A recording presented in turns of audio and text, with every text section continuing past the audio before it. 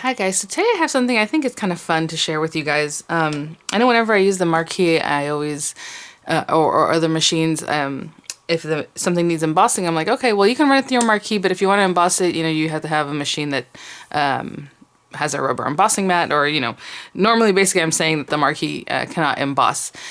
But I have a lot of time on my hands nowadays, so I was just sitting here last night, literally, and I was like, oh my gosh, I think this is gonna work. So if you ever watch like the demos on HSN for Diamond Press, Beth Kingston does her demos, and they're really great and super sweet. And she always jokes about how she loves to cut craft foam in the the Diamond Press, the smaller one, and obviously the Marquise. They can both cut craft foam. But before even that, I was thinking about it. I was like, whenever they have shaker cards, like the foam that you cut with the shaker card is pretty thick. I should have brought one out.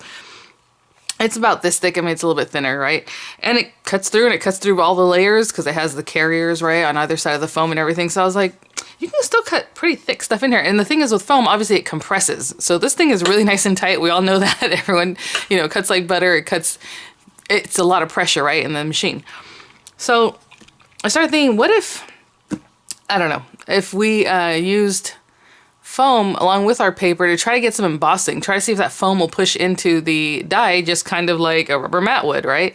And I do have rubber mats and I have thin rubber mats. The thing is, this has so much pressure, I have a feeling it's going to cut through the rubber mat. So I do not want to cut apart like my Gemini mat or any other rubber mat. But if you, want to chance it, or you have an extra one, or you have something that's like that, then go for it. But I think it's going to cut through it, just like the Gemini Go did the first time I ever tried to use the machine. And it just has so much pressure, it cuts right through the rubber mat. And apparently that's just what happens with that machine. So I tried it real quick. My daughter has like a little craft foam that she likes to write all over. This is from the Dollar Tree. As you can see, this is the kind of thing she does with it. I could not find a clean piece. Every piece had something written, cut out of it, I was like, oh man. So, I just grabbed a piece real quick and ran through the die that I used earlier today. I think I'll put this video out today. With the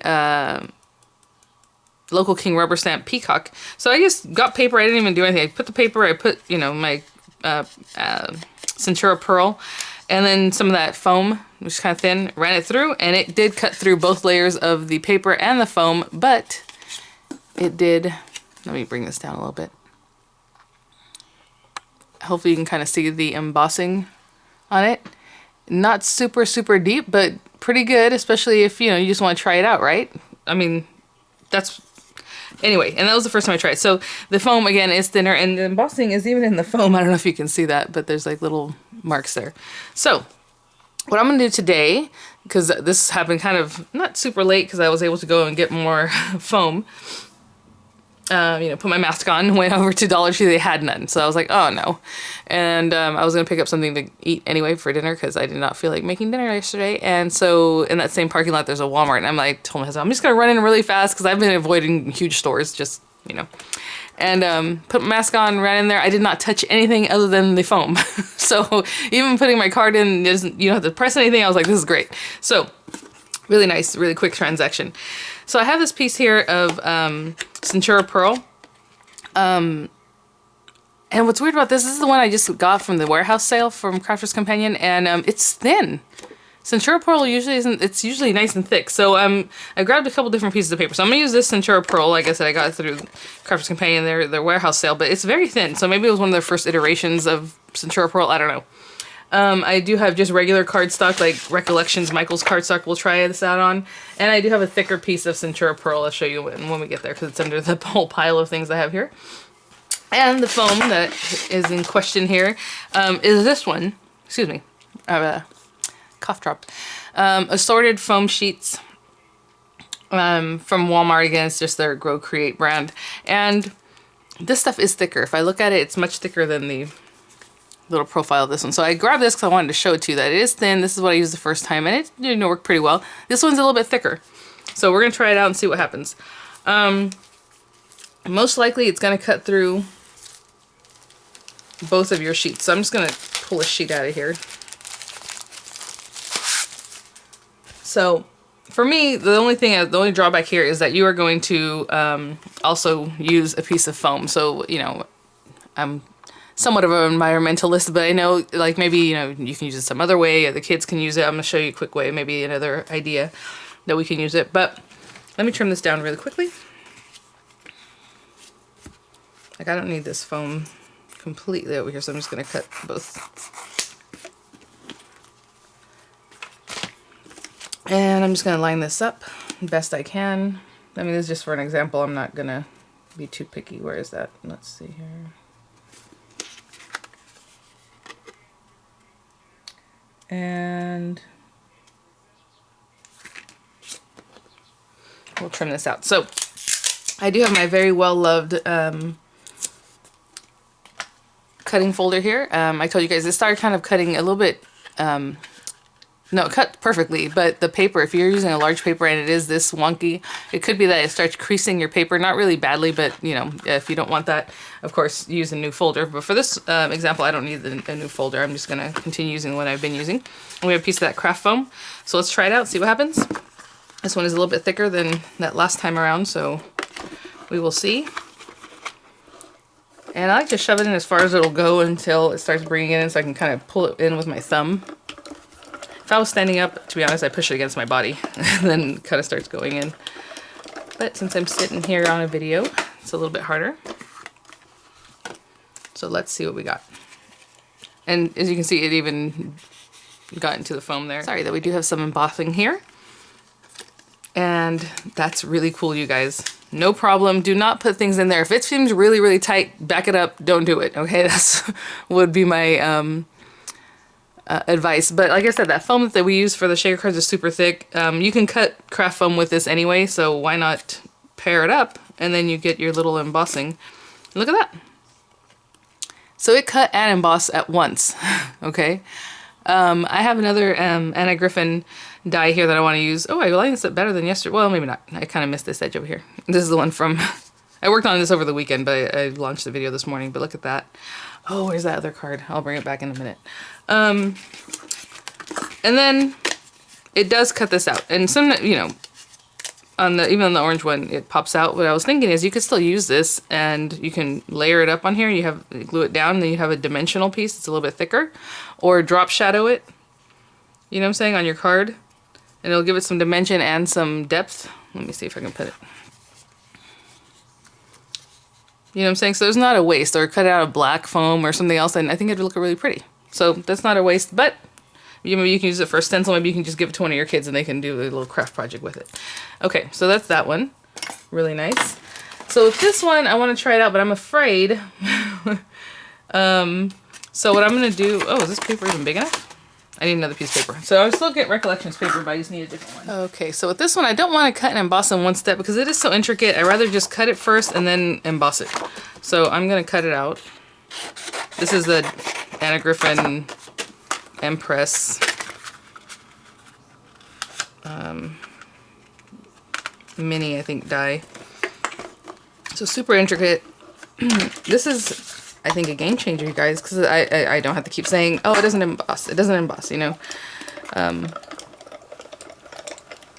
Well, it does, and it can. You just have to have the right things in there.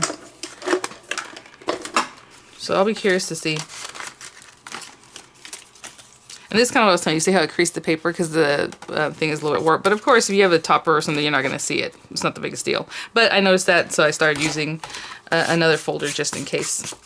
Whenever I have a larger full page kind of card front. Let me see if I have a piece that's even big enough. I'm going to have to cut another one. And you know what? That'll be fine. What I'll do is just for an idea, for an example here. Oh, you know what? It fits better this way. Well, let's do that. And let me trim this down. So usually you don't want this to pop out of your die. Just want to make sure it's in the right spot. Put my foam right back on top here. Try to get the best possible. I'm just going to turn it over. I don't know why, but that's just what I would do. And we're going to go. Now, if it happens to cut, then it's going to cut. That's fine. But since it's a full-size die, it's a little bit harder to get it going because maybe I should put the small end first. Okay, here we go.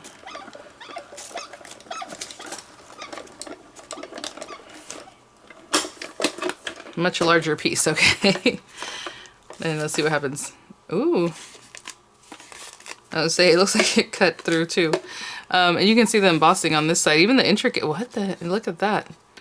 Even the little intricate pieces are pretty much completely cut. And we have our embossing. Wow, that even came out better than the other one. And this is a thinner piece of paper. Look at that.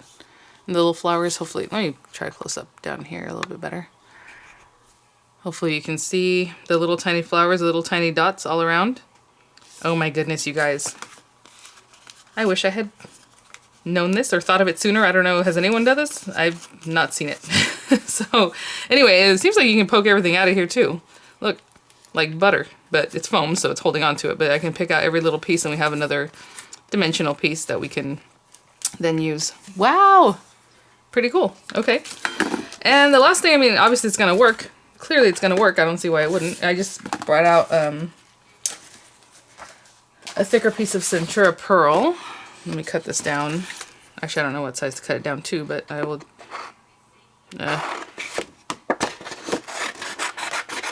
Just gonna cut a piece out of here. So that's super thick. You know, it's Centura Pearl normally, the thickness of it. And I thought we'd cut out a little flower, so I just got this Spellbinders die that I used the other day. And it does have an area to do embossing. And you know what? Since I have these leaves, I'll do some leaves too. Why not? Since obviously I wouldn't have a green flower and green leaves, but we will try it. And where's my paper? Oh, you know, I'm out of foam, aren't I? Let me grab another piece real quick here.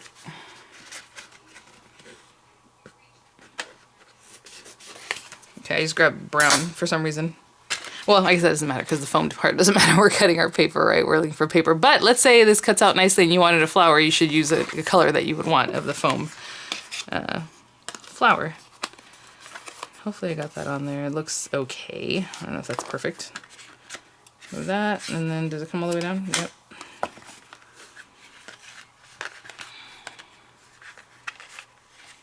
Let me try to hold this up here. You guys, this is exciting. Again, like I said, you are going to have a little piece of waste foam, but if you think about it and you want to use it, you'll have a nice foam piece that you can use. Or again, give it to the kids, they can use it in their crafts if it's not really your thing. I was holding that leaf back so it wouldn't, obviously you don't want them to double up, that would be really bad. Look at that, I can see that that's like bulging through here. It's gonna be really, look at that. Oh my gosh. This is so exciting, you guys. This is a total game changer. And so, yeah, I mean, it works great. Again, you can cut craft foam in here anyway, so why not throw in an extra piece of paper? You know, it's going to compress and it doesn't hurt anything. And look at how pretty.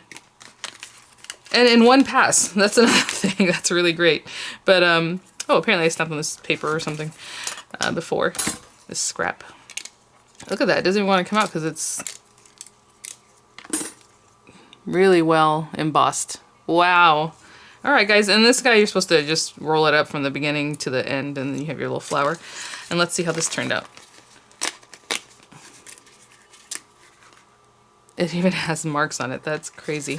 But yeah, so I just really quickly wanted to share with you because I was so excited about it. I was like, I need to go get more foam because I only had that little bit of foam that Miranda had there. This one's a little bit tighter, so probably because the paper's thicker. So if you really wanted to cut this out, like let's say you want to use this flower and it's not cutting out as easily as you would like, I would just place the die back on and run it back through. But, you know, it's a brown kind of flower. I guess it would be cute for like a distressed look. What I was saying is I would just take that off, run it back through by itself. You know, line it up nicely, run it back through by itself, and it's going to cut out just fine. Yeah, so... wow. All right. Well, thanks for watching, guys. I hope that gave you guys some tips, something fun to try, something new. You know, hopefully you have foam already, but if not, maybe you can order online, or maybe next time you're picking up things that are, you know, are necessary, you might pick some up. So thanks for watching, guys. I'll have any kind of links in the description box there. The Marquise is supposed to be back on HSN in June. I have some fun things to review for you guys building up to that, so those will definitely start coming out. And again, if you go to mydiamondpress.com, you want to shop Diamond Pressed, I have an affiliate link, VCDP, for 13% off your total purchase. And don't forget about that. I did want to mention that they do have the binders back in stock on there in black and gold and in teal. So you might want to check that out. before those sell out, because those are popular items. And I will see you guys at the next one. Oh, really bye quickly, now, guys. I always have something else to say. Where is my little? Oh, here he is. If you guys recall, yesterday I had made this card with some Spellbinders dies, and I said that it would look really nice with a peacock on there. And this is the kind of thing I was talking about. Like, how pretty is that? Oh my gosh! And then if you want to drop shadow it, it would just be kind of lovely there. And look, the little flower, even the foam flower. How cute is that with the little green leaves? Ooh. He came out really nice. It popped right out. I just had to do a little more work kind of pulling at it, working at it there. And this, I popped all the little extra pieces out, and it's a nice foam piece. So, alright guys, I just wanted to follow up with you. I'll see you at the next one. Bye now.